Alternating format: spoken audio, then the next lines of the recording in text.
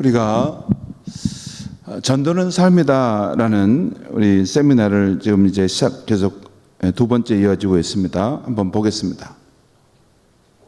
전도는 삶이다. 빌립보서 1장 27절에 오직 너희는 그리스도의 복음에 합당하게 생활하라. 우리가 복음을 전하는 것도 중요한데 우리가 받은 복음의 정신, 복음의 은혜 안에서 합당하게 사는 것도 중요하다는 것입니다. 그래서 그런 삶을 살면 저절로 전도가 이루어진다는 것입니다. 우리가 전도는 삶이라는 주제를 우리가 8주 동안 우리 수예배 때 보게 될 텐데요. 지난주는 제1단계 좋은 나무가 됩시다 라는 말씀을 드렸습니다. 좋은 나무가 되면 좋은 열매를 맺게 되는데 공중의 새들이 와서 깃들인다는 것입니다. 그러니까 공중의 새들이 와서 그 나무에 깃들이고 또 하나님을 만나는 은혜가 있다는 것입니다. 좋은 열매를, 그리스도의 향기, 또 변화된 인격이 있으면 많은 새들이, 구원함이 필요한 새들이, 그런 생명들이 돌아온다는 것입니다. 두 번째, 오늘 이 오이코스가 우선입니다. 이 부분은 오늘 말씀하겠습니다. 세 번째는 얼굴 전도지 활짝 펴세요. 내 얼굴 자체가 전도지라는 것인데 우리가 밝게 미소를 짓고 또 화사하게 인사하고 또 따뜻하게 말을 걸고 또 늘 칭찬의 말을 하는 것, 그것이 그 자체가 전도지라는 것입니다. 그 다음 네 번째는 관계 속에 길이 있습니다. 사람과의 관계는 복음이 전파되는 통로라는 것입니다. 그래서 이 관계를, 사람과의 관계를 중요시 여겨야 한다는 것이에요. 우리는 일 중심으로 이렇게 일 중심으로 이렇게 하는데 관계 중심적으로 이렇게 그 삶의 방식을 바꿔야만이 사람을 통해 사람에게 복음을 전해줄 수 있고 구원할 수 있다는 것입니다. 우리가 생각해 봐야 돼요. 우리 이걸 의식하지 않으면 일 중심으로 생각할 수밖에 없어요. 거의 직장에서도 또 사람 만날 때도 일 중심으로, 일 때문에 그 사람을 만나지 그 사람이 어떤 고민이 있고 어떤 아픔이 있고 어떤 인생의 무거운 짐을 지는가, 이런 것들에 대해서는 잘 모를 수 있습니다. 그런데 그걸 알아야지 그런 관계를 통해서 복음을 전할 수 있는 거죠. 그 다음에 다섯 번째는 전도의 달인이 됩시다. 이 주제는 나중에 이제 배울 텐데 생활 속에서 어떻게 전도할 것인지, 또 전도할 때 반대 질문이 올 때 어떻게 답할 것인지, 또한 복음 제시하는 방법. 실제 진짜 이 복음을 전할 줄 알아야 되지 않겠습니까? 실제 저는 바로 죽기 며칠 전에 당신이 말하는 이 구원, 천국에 가는 길이 무엇인지를 내게 말씀해 주세요. 그 요청을 받았어요. 그러냐고. 그러면 제가 말씀해 드릴 테니까 앉으시라고. 그래서 복음을 전했고, 그분이 세례도 받았고 또 성만찬까지 받고 그 후에 3일 만에 생을 마쳤습니다.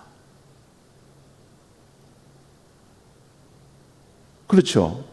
위급한 상황에 복음을 전해줘야 될 텐데. 그러니까 이런 복음 제시하는 방법도 정말 알아야 됩니다. 그리고 적극적으로 초청합시다. 이것은 우리가 삶의 간증을 하면서 초청한다는 것이죠.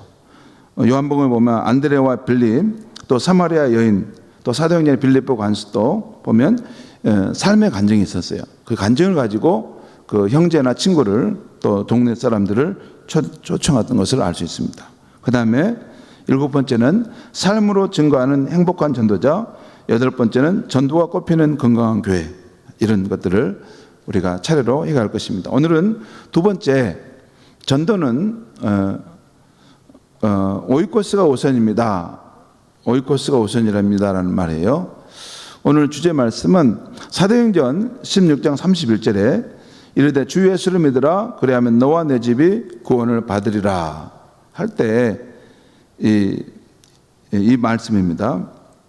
여러분, 초대교회의 복음 전도는 주로 이렇게 가족이나 친구나 또 지역 주민들을 중심으로 이루어졌습니다. 그 당시 복음은 너와 내 집을 통해 전파되었다는 것이에요. 그래서 오늘 위의 본문에서 사도행전 16장 31절에서 34절까지 거기 보면 계속 내 집이 구원을 받으리라, 또는 그 집에 있는 모든 사람에게 전하더라, 또 33절에 온 가족이 다 세례를 받은 후에 또 34절에 그와 온 집안이 하나님을 믿음으로 크게 기뻐하더라. 이때 이 집, 가족이라는 이 말은 이게 원래 헬라어 성경에, 언어 성경에는 오이코스라는 말이에요. 오이코스라는 말. 이 오이코스는 신약 성경에 자주 나오는 헬라어인데 집과 그 집안에 거하는 가족을 의미합니다. 그리고 그런 의미에서 어떤 지금 오늘 우리 현대 사회는 핵가족이지 않습니까? 딱 부모 밑에 자녀들이 한 2명 정도만 이렇게 핵가족으로 있는데 고대는 이렇지 않았어요. 할아버지 또 뭐 아버지 또 손주까지 이렇게 살고 거기에 종들도 있었고 함께 일하는 일꾼들도 이렇게 많이 있었습니다. 그런데 이 전체가 확대된 가족의 의미를 갖고 있었어요. 이것은 확대된 가족이라는 것은 그 가족들과 또 그 가족과 연관된 친척, 고용인, 친구, 동료까지 포함되는 것, 이것을 오이코스, 그 집안, 온 집, 그 가족이라는 그런 의미로 이렇게 쓰여졌습니다. 우리 말로 그렇게 번역된 것은 다 그런 뜻입니다. 그러니까 그 집안에 복음이 들어갔다 하면 장소에 들어갔다는 것이 아니라 그 집안에 사는 이런 가족이나 또는 친척 또는 고용인 또 그 안에 있는 친구들, 함께하는 사람들 다 그들이 복음을 받았다는 것이죠. 여러분, 사도행전 10장에 보면 고넬로 집안에, 고넬로가 이렇게 집안에 베드로가 찾아가서 복음을 전할 때 그 가족들과 친구들까지 다 초청해서 복음을 받아야 되지 않습니까? 그게 이제 오이코스입니다.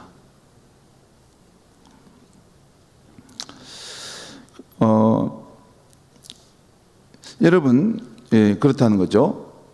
우리가 여러분 전도를 하려고 할 때 누구부터 전도해야 할까 이걸 생각하지 않을 수가 없어요. 우리 주위에는 가까이에서부터 멀리까지 수많은 전도 대상자들이 있습니다. 근데 이 사람들을 한 번에 모두 전도할 수는 없죠. 그럼 누구부터 해야 되는가입니다. 그래서 나의 오이코스 안에 있는 사람들, 나의 가족의 범위 안에 있는 사람들을 먼저 전도한다는 것이죠. 이들은 우리의 가장 소중한 사람, VIP고 가장 우선적인 전도 대상자입니다. 예수님과 초대교회 성도는 주로 오이코스 전도로 복음을 전했어요. 안드레는 누굽니까? 자기 형을, 베드로를 전했죠. 그리고 마태는 그가 세리였기 때문에 그 함께 일했던 그런 직장 친구들을 그 집안에 초대해서 예수의 복음을 들었죠. 사마리아 여인, 그 마을 사람들, 고넬로, 루디아는 그가 그 옷감 장사를 했는데 아마 큰 여사장님이신 것 같았어요. 그러니까 그 자기 직원들과 함께 바울이 전한 복음을 들었던 것 같습니다. 그다음에 빌립보 간수, 오늘 빌립보 간수도 그의 가족들, 그 집에 일하는 종들까지도 함께 다 복음을 받았던 것이죠. 예수님도 이 땅에 오셨을 때 가장 우선적인 전도 대상자가 있었습니다. 마태복음 15장 24절에 보면 이런 말씀하셨어요. 이방인에게 왜 복음을 전하지 않으신가 할 때 이스라엘 집에 잃어버린 양 외에 다른 데로 보내심을 받지 않았다라고 했어요. 그러니까 이스라엘 집에 잃어버린 양, 이것이 예수님이 우선 전도해야 될 대상이었던 것이에요. 그 후에 제자들을 통해 땅까지 복음이 증거될지라도 우선 이스라엘 집에 잃어버린 그 양들을 위해서 구원하는 것이 예수님이 우선적으로 전도해야 될 사람들이었다는 것이죠. 그런데 이 한국 교회는 이 오이코스 전도 시대로 들어갔다라고 볼 수 있습니다. 여러분, 한국 교회 복음화율을 한 20%는 이미 이제 된 걸로 나와 있는데 20% 전체의 한 20% 정도는 기독교인이 된 거죠. 이것은 모든 지역, 가족, 친구, 이웃, 직장 등 모든 모임에서 크리스찬들이 존재하고 있다는 것입니다. 그런 의미죠. 퍼져 있다는 거예요. 세상 속에 크리스찬들이 퍼져 있고 안 믿는 사람과 서로 이렇게 섞여 있다는 것입니다. 그래서 이제는 크리스찬들이 이런 관계 전도를 훈련받아서 각종 인간관계를 따라서 복음을 활발히 전해야 할 때가 됐다는 것입니다.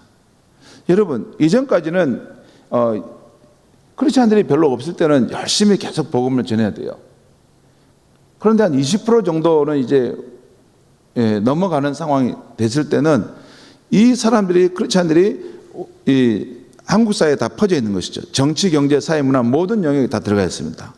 다 들어가 있어요.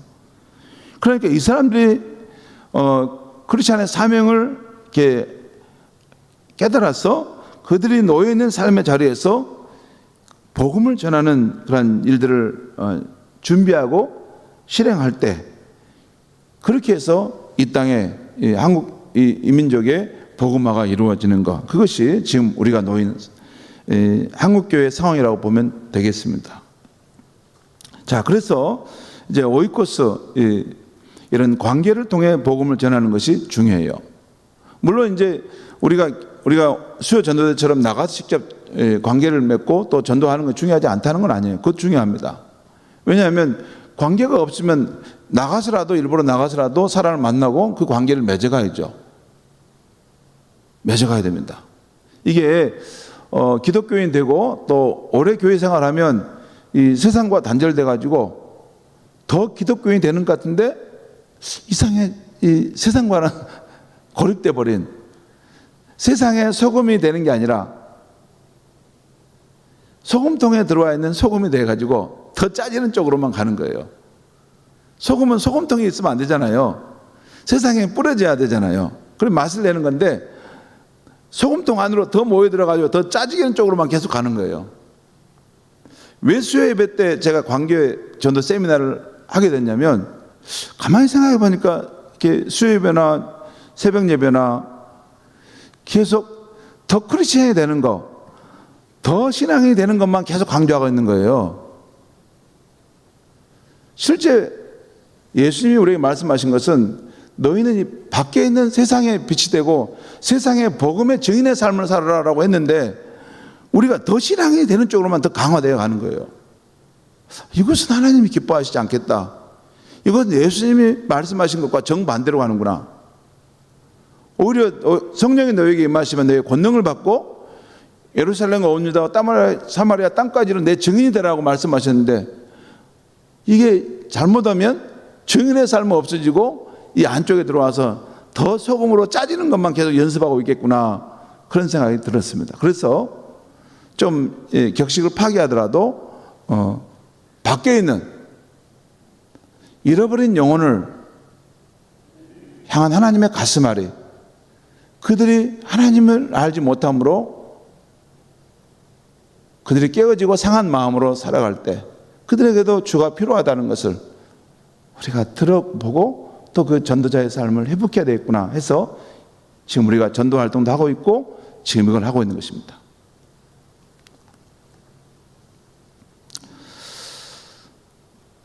아무튼 오이코스 전도 시대가 됐고 우리가 총칭으로 그래도 전도를 해야 하겠습니다. 자, 우선 우리 주변에 있는 우리의 확대된 가족을 통해서 복음을 전하려면 첫 번째는 오이코스에게서 눈길을 떼지 말라는 것입니다. 이것은 나의 확대된 가족, 그들에게 눈길을 떼지 말라는 것이에요. 여기 잠언 27장 23절에 내 양떼의 형편을 부지런히 살피며 내 소떼에게 마음을 두라. 여기 보면 그 형편을 부지런히 살피며 그 소떼에게 마음을 두라. 여러분, 우리가 그 복음으로 하나님 알지 못하는 그 영혼을 구원해내려면 우리의 전도 현장이 있어야 됩니다. 저는 목사이기 때문에 전도 현장이 없어요. 그래서 우리 수행복 전도대회하면 일부러 제가 나갑니다. 제가 더 바람이 있다면 제가 무슨 동호회 모임에 참여하고 싶어요. 우리 성도님들이 다 목사님 우리 동호회 모임 하십시오. 그렇게 하면 제가 전도하기 위해서 동호회 모임 가고 싶어요. 여기저기 좀 동호회 모임 다니면서 안 믿는 사람하고 좀 관계를 맺고 싶어요. 그렇게 해서 저게도 지금 뭐냐면 전도 현장이 없어요.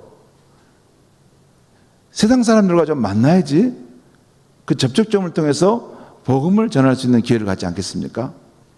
아무튼 여러분은 그 세상의 한복판에 살죠. 정말이죠. 직장 안에서 거기 안 믿는 사람들이 우글거리지 않습니까? 그러죠. 그런데 그분들에게 여러분이 준비된 모습으로 복음을 전할 수 있는 사람이 된다는 것은 너무 멋있는 크리스찬의 모습이지 않습니까? 그렇죠. 그 사람들이 받아들이든 받아들이지 않든 그게 중요한 게 아니에요. 여러분 이게 보화와 그냐면 금보다 더 귀한 믿음은 세상이 그것을 알든 모르든 그게 중요한 게 아니에요. 우리가 그것을 증명하면서 가는 것이에요. 그리고 어느 순간 누군가가 우리가 전한 복음을 받아들이면 그의 인생이 뒤바뀌는 혁명적인 변화가 일어날 수 있어요. 우리 성도님 가운데 누가 복음을 전했는데 그 사람이 나중에 목사님이 되셨대요. 목사님이 되셨다고 그러더라고. 목사님, 내가 나중에 봤더니 그분이 나한테 복음을 전해줘서 자기가 이렇게 신앙을 갖게 되었다고 그 말씀을 해요. 진짜 그렇습니다. 어떤 사람에게는 이 복음이 이렇게 별 가치 없이 받아들일 수 있지만 어떤 사람에게는 그의 인생과 그의 가문이 뒤바뀌는 혁명적인 변화가 있을 수 있습니다. 이 복음에는 이런 폭발적인 능력이 있어요. 사람이 그것을 별것 아닌 것처럼 받아들이기 때문에 그러지 아닙니다. 진중하게 그 복음을 자기 인생의 중심에 영혼에 떨어지는 복음이 되면 그 인생이 통째로 바뀔 수 있습니다. 제가 법대 다니는데 제가 방향을 바꿨잖아요. 제가 방향을 바꿨습니다. 내가 이 복음을 전하는 것이 내가 세상에 나가 출세해서 뭐 하는 것보다 더 가치 있는 삶이겠구나. 젊은 날 내 마음을 쳤기 때문에 제가 방향을 바꿔서 신앙을 한 겁니다. 얼마든지 그럴 수 있습니다.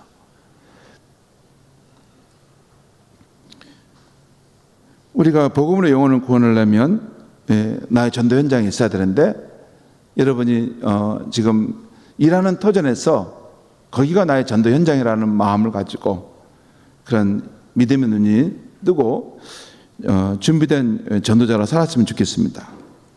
여러분, 전도자에게는 두 개의 경전이 있습니다. 제1의 경전은 성경이라면 제2의 경전은 오이코스. 그만큼 예비신자 오이코스에게 지대한 관심이 있어야 한다는 것입니다. 우리의 이 오이코스의 그 전도 현장의 그 상황을 유심히 살펴볼 필요가 있는데 어떤 물고기들이 놀고 있는지 또 사람 낚는 어부인 우리는 전도 대상자인 물고기들에게 관심을 가져야 합니다. 그들의 형편과 처지를 부지런히 살펴야 합니다. 우리가 지금 두 번 우리가 수요 전도대로 나가다 보니까 이게 벌써 두 번밖에 안 됐는데 막 경험이 생겨요. 처음에는 우리가 여러분 전도할 때 뜨거운 차 갖고 나갔거든요. 그런데 이 더운 날 무슨 뜨거운 차 사람들이 먹겠어요. 그래서 아무도 안 마시고 그냥 지나가서 그럼 이번에는 냉차를 준비합시다. 그래서 오늘은 냉차를 준비해 갔습니다. 커피 냉차를 준비해 갔는데 커피 말고 다른 거 없냐고 사람들이 또 그러더라고요. 그래서 다음에는 이제 홍차라든가 매실차도 준비해 가야 되겠다. 무슨 말 하냐면 우리가 지금 사람을 낚는 어부로서 그렇게 우리가 있다면 우리가 지금 복음을 전할 사람들이 무엇을 필요로 하는지를 우리가 알아야 된다는 거죠. 오늘도 제가 어떤 상황이 닥칠지 모르니까 양쪽 제 주머니에 초콜릿을 다 담았어요. 한 6개씩 담았어요. 그리고 신약 성경하고 전도지를 들고, 전도지도 내가 바로 복음을 전할 상황과 그냥 복음을 전하지 않고 그냥 일반 전도지만 조우할 상황들을 생각하면서 움직였어요. 이렇게 우리가 주변에 있는 사람들, 우리 전도 대상자가 될 사람들의 처지와 형편에 맞게끔 늘 민감해야지 복음을 전할 수 있다는 것입니다. 여러분, 주님은 주위 사람들의 아픔을 돌보고 연약함을 치유하고 필요를 채워주며 복음을 전하셨다는 거예요. 여러분, 그렇죠? 예수님께서는 배가 고파하는 그런 무리들에게 오병이어의 기적도 행하시고, 또 병든 사람들을 그 치유의 기적으로 그들의 필요를 채워주시면서 하나님 나라 복음을 전하셨습니다. 우리도 주님처럼 실질적인 필요를 채워주며 전도를 해야 되는 거예요. 정말로 이게 제대로 된 전도자가 되면요, 이게 이 전도지 하나 가지고 이렇게 전한다고 해서 이게 사람의 영혼이 낚아지는 건 아닙니다. 어떤 관계를 맺게 됐을 때는 그 사람을 정말 위해서 사랑으로 관심을 갖고 그의 형편과 처지가 어떤지를 알고 필요하면 그에게 필요한 선물도 주고, 또 뭐 복음에 관련된 책도 주고, 여러 가지 계기를 통해서 진정성이 드러날 때 그 사람이 우리가 전한 복음을 받아들인다는 것입니다. 그래서 우리도 주님처럼 실질적인 도움을 주면서 복음을 전할 필요가 있다는 것입니다.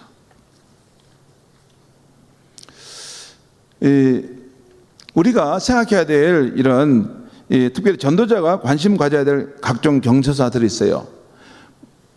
여기 보면 우리 축하할 일, 또 위로할 일, 또 기타 사항이 있어요. 여러분, 지금 여기 한번 제가 설명해 주는데 우리가 이것을 다 기억하고 할 수는 없어요. 그런데 우리가 이게 사람을 낚는 어부가 되려면 우리가 전도하려고 하는 사람이 어떤 일들을 겪고 있는가, 그를 축하해야 될 때, 위로를 해야 될 때 그 기타 사항이 어떤지를 알아야 된다는 거죠. 여기 보면 최루에 여기 보면 이게 결혼과 관련해서 이렇게 이런 것들 있죠. 결혼 약혼 이런 상황이 있고, 그 다음에 이쪽 축하하는 쪽 보면 뭐 환갑, 생일, 또 취업한 경우, 또 승진, 졸업, 또 포상, 부인 낳음, 또 개업, 출산 이런 게 있고, 위로할 사항은 질병, 사고, 또 파산, 이혼, 장래, 또 유산, 이별, 실패, 폐업, 퇴직, 그리고 기타는 이렇게 이사, 이민, 명절, 또 취업, 특기, 군입대 이런 이런 것들이 그 사람과 관련된 경수사인데, 전도자는 이런 것들을 이렇게 잘 생각하면서 그의 형편과 처지를 알고 이렇게 사랑의 다리를 건너서 복음이 전해지게 해야 한다는 것입니다.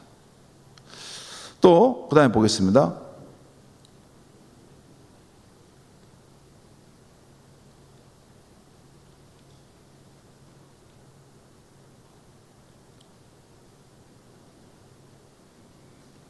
중요한 것이 있었는데, 넘어가겠습니다.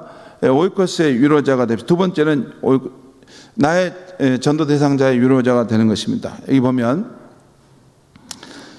이사야 40장 1절에 너희 하나님이 이르시되 너희는 위로하라, 내 백성을 위로하라. 여러분, 또 보겠습니다. 하나 더. 고린도후서 1장 3절과 4절에 보면 하나님으로부터 받은 위로를 가지고 환난 당한 자를 너희는 위로하라, 이 말씀이 나와요. 여러분, 이 현대인의 이 화려한 생활 이면에는 많은 사람들이 그런 이 영혼의 고통으로 울부짖는 것이 있습니다. 이것을 우리가 들을 수 있어야 돼요. 나를 사랑해 줄 사람이 있는가? 나를 진정으로 생각해 줄 사람이 있을까?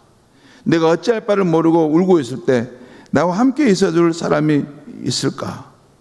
나를 붙들어주고 내가 혼자가 아니라는 사실을 확인해 줄 사람이 있는가? 헨리 나우엔의 글에 보면 여기 나오는데, 오늘 현대인은 그 화려한 그런 조명 이면에 이런 영혼의 이 아픔과 또 두려움과 불안 가지고 살아가죠.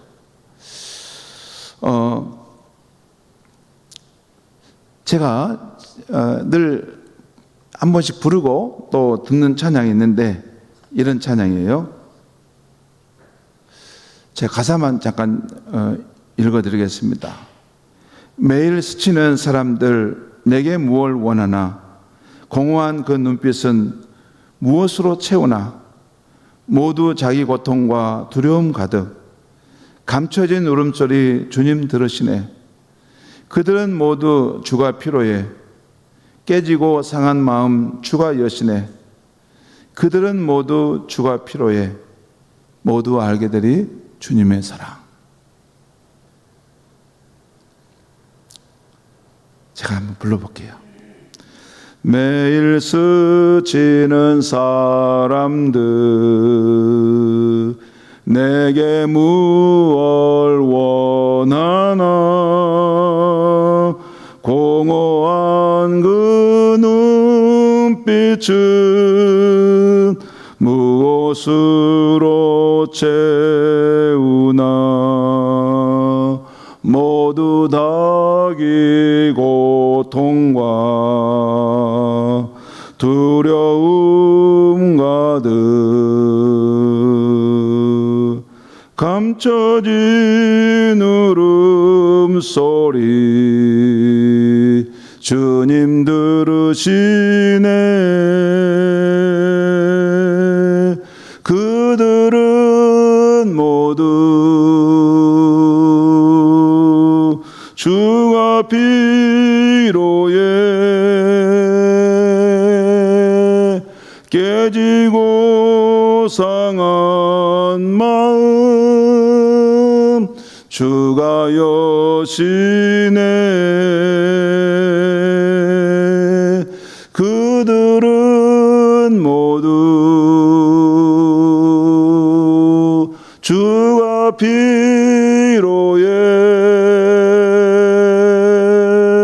모두 알게 되리 사랑의 주님. 제가 혼자 있을 때 자주 부릅니다.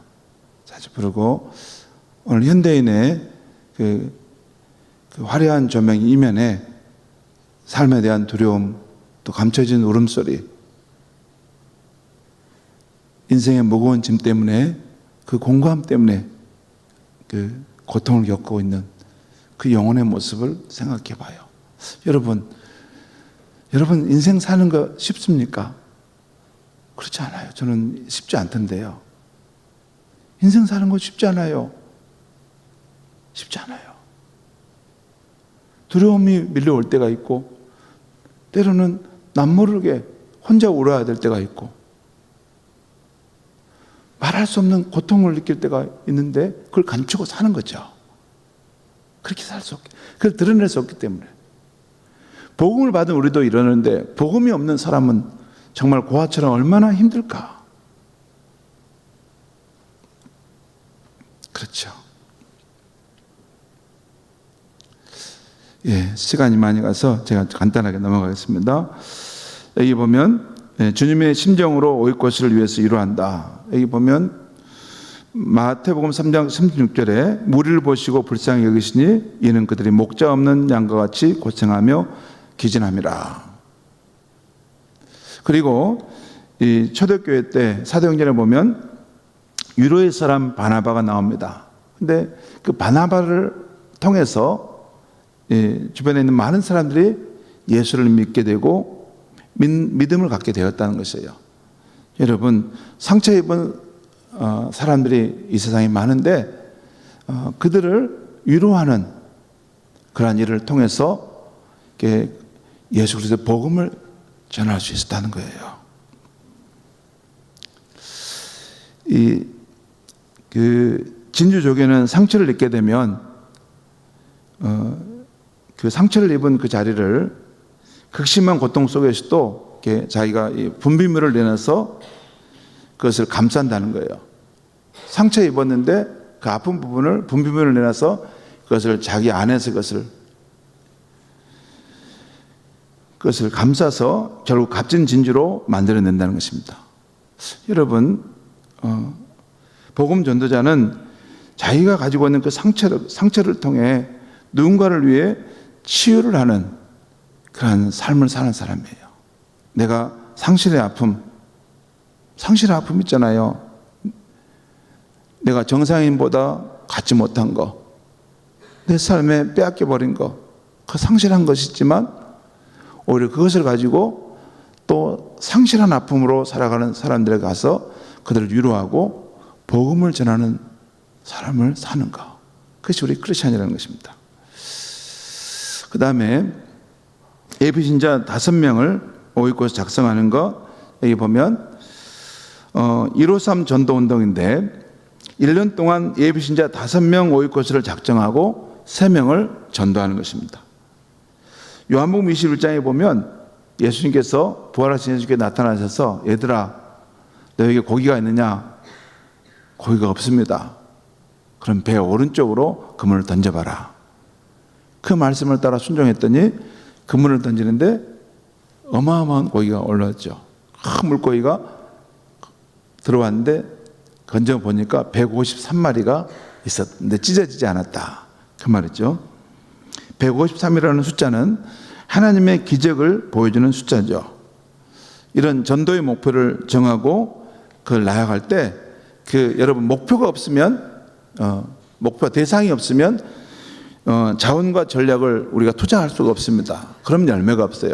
그래서 153 전도운동은 1년 동안 5명의 오이코스를 작정하고 3명을 전도하겠다, 이런 마음을 가지고 가는 것입니다. 누구나 예비신자 5명을 작정할 수 있습니다.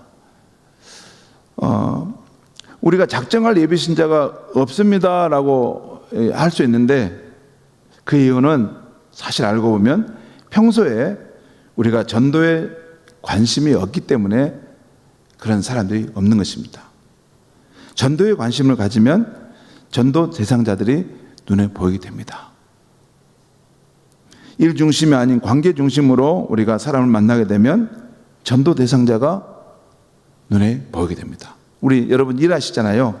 여러분 다 일하시는데 일 중심으로 이게 사건 건수 하나 이렇게 생각하면서 움직이면 안 보이는데 사람 중심으로 이렇게 내가 일터에서 이러다 보면 깨어진 그런 마음으로 살아가는 그런 영혼들이 있습니다. 그들을 품고 전도하는 일을 하는 거죠. 여러분, 여기 왜 5명의 예비신자인가? 여기 보면 우리가 하는 사람들이 일반적으로 한 200명 정도 된답니다. 그 중에 80% 정도는 비신자인데, 그러니까 누구나 마음을 정하고 준비하면 5명을 작정할 수 있다는 거예요. 그리고 여러분, 작정을 하는 것은 전도의 시작입니다. 그리고 믿음으로 작정하고 바라봄의 법칙으로 나아가는 것이죠. 사람과 환경을 바라보면 온갖 부정적인 생각으로 작정이 안 됩니다. 그러나 하나님의 능력과 말씀을 의지해서 베드로처럼 그물을 준비하고 던져보는 것입니다. 순종하는 믿음으로 나아가 보는 것입니다. 그렇게 하면 우리가 1년 동안 전도할 나의 예비신자 5명을 우리가 찾으면서 준비할 수 있다는 거죠. 여러분, 이렇게 나가면 어떤 일이 발생하냐면 내가 작정하고 이렇게 기도하는 그 사람이 아닐지라도 다른 사람이, 전도할 사람이 연결돼서 전도된다는 것이에요. 이건 실제 전도를 해보면 알 수 있어요.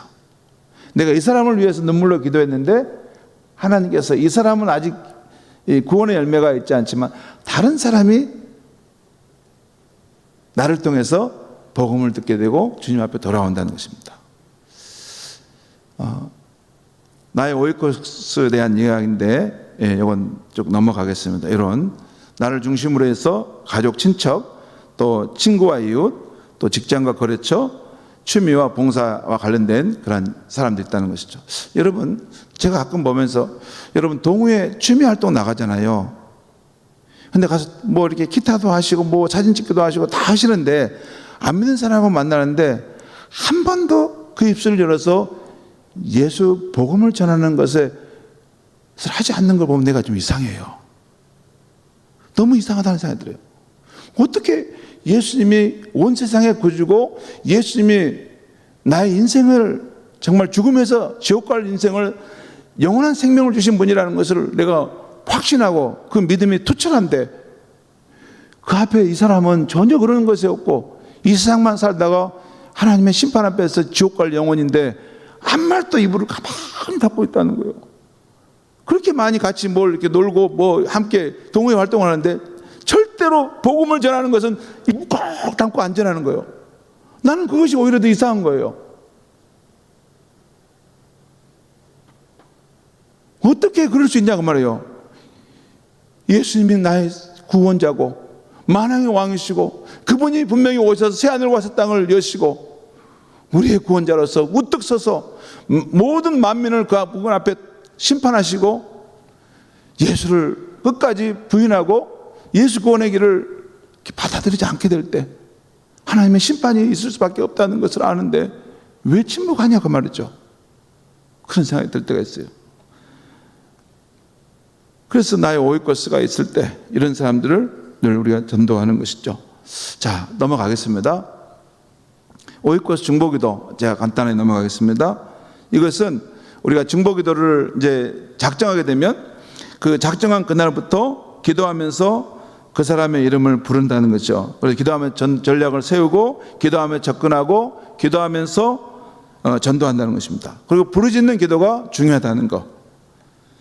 예레미야 33장 3절에 너는 내게 부르짖으라 내가 내게 응답하였고 내가 알지 못하는 크고 은밀한 일을 내게 보이리라. 하나님 말씀하셨어요. 예비신자 그 구원을 위해서 하나님께 간절히 부르짖으라는 것입니다. 부르짖을 때 하나님께서 크고 놀라운 일을 준비하신다는 거예요. 여러분 우리가 왜 전도를 하는데 전도가 안 되냐면요, 기도를 안 했기 때문에 그럽니다. 실제 정말 다시 한번 생각해 보십시오. 여러분 기도합니까? 기도를 그 사람을 위해서 정말 눈물로 부르짖어 기도하면 그 영혼을 하나님 구원해 달라고 기도합니까? 기도하면 분명히 그런 하나님의 역사들이 일어날 수 있습니다. 기도하는 것이 너무 중요해요. 그 나의 그런 오이코스를 내가 전도할 사람들을 하나님 정해줄 때 작정하는 것도 중요한데 그 다음부터 끊임없이 기도한다는 것이죠. 여러분 이 조지 밀러의 중보기도가 나오는데 5만 번 이상의 기도 응답을 받았던 사람이 조지 밀러죠. 그런데 이 조지 밀러가 평생 5명의 안 믿는 친구들의 구원을 위해서 그 목록을 정하고 기도를 했습니다. 단 하루도 빠짐없이 그 친구 이름을 부르며 하나님께 기도했는데 기도한 지 18개월 만에 한 사람이 주님께 돌아왔고 5년 후에는 두 번째 사람이 6년 후에는 세 번째 사람이 예수를 영접하게 됐어요. 나머지 두 사람은 그가 죽을 때까지 쉬지 않고 기도했는데 예수께 돌아오지 않았는데 바로 죽기 전에 네 번째 사람이 예수를 영접하게 됐어요. 그리고 나머지 한 사람은 조지 밀러가 죽은 다음에 예수를 그리스도로 믿게 되었다는 것입니다. 결국 조지 밀러는 그가 품었던 그 전도 대상자를 끈질긴 믿음으로 하나님께 기도해서 그 친구 모두를 예수께 인도하는 그런 응답을 받게 되었다는 것이에요. 여러분 우리가 그 전도할 나의 VIP를 오이코스를 정하는 것도 중요한데 그를 위해서 하나님 앞에 부르짖는 기도, 하나님 그 영혼을 구원해 달라고. 여러분 제가 지금 이상한 말하고 있는 게 아닙니다. 정상적인 크리스찬의 삶을 이야기하는 거예요. 여러분 우리 삶이 너무나 이상한 방향으로 가 있는 것 같아요.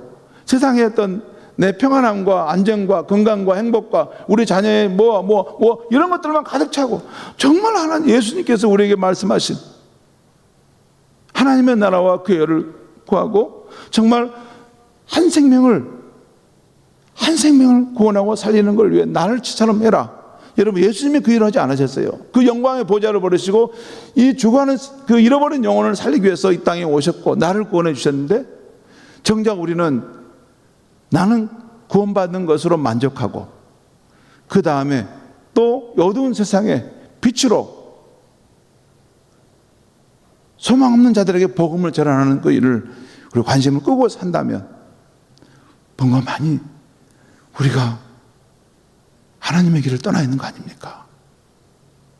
여러분, 제가 이 수요예배 왜 이것을 하지 않을 수가 없었냐 하면 그 하나님의 아픈 마음이 느껴졌기 때문에 그래요. 이게 더 크리스찬이 되게 가르친 게 중요한 거 아니라 밖에 있는 영혼을 향한 하나님의 그 가슴앓이를 우리가 알지 못한다면 진정한 크리스찬이라고 말할 수 없겠구나, 그런 마음이 들었어요. 여러분, 이제 마치겠습니다. 여기까지 하겠습니다. 오늘 우리가 이 하늘에 썩어지는 미랄이 될 때 정말 한 생명을 살리는 구원의 길이 열린다는 것입니다. 여러분, 잠깐 제가 기도하겠습니다. 하나님 아버지, 오늘 이 밤에 나의 가족부터 우선 구원해야 한다는 것을 일깨우셔서 감사합니다. 하나님, 오늘 이 밤에 잃어버린 영혼을 향한 하나님 아버지의 가슴앓이, 그 아픈 마음을 우리에게 느끼게 하여 주셔서 하나님, 우리의 삶이 바르게 조정되게 하여 주시옵소서. 하나님의 나라와 그 열을 위하는 삶을 살게 하여 주시고, 예수님께서 그 죽어가는 영혼을 구원하고 살리시기 위해서 그 영광의 보좌를 부르시고 이 땅에 오셨고, 그 십자가에 고통받아 죽으심으로 우리의 영혼을 살려주셨는데, 또 우리가 이제 빛으로 살도록 하셨다는 것을 우리가 다시 한번 회복할 수 있기를 원합니다. 이 밤에 우리에게 말씀하여 주시고 우리를 일깨워 주셔서 우리의 삶이 정상적인 크리스찬의 삶으로 돌이키게 하여 주시옵소서. 하나님 아버지, 예수님 우리를 구원해 주셨는데, 그리고 우리 예수님 말씀하신 그대로 마지막 최후의 심판의 그날이 올 것이고, 예수를 알지 못하고 예수 구원의 길을 받아들이지 않은 사람에게는 그 하나님의 그런 심판을 피할 수 있는 길이 없는데, 하나님, 침묵하고 있는 크리스찬들을 하나님 보실 때 하나님의 그 슬픔이 있다는 것을 알게 하시고 우리의 영혼이 깨어날 수 있게 하시고 이제 하나님 아버지의 마음을 품고 복음의 증인의 삶을 살아갈 수 있도록 도와주시옵소서. 예수님의 이름으로 기도하옵나이다. 아멘.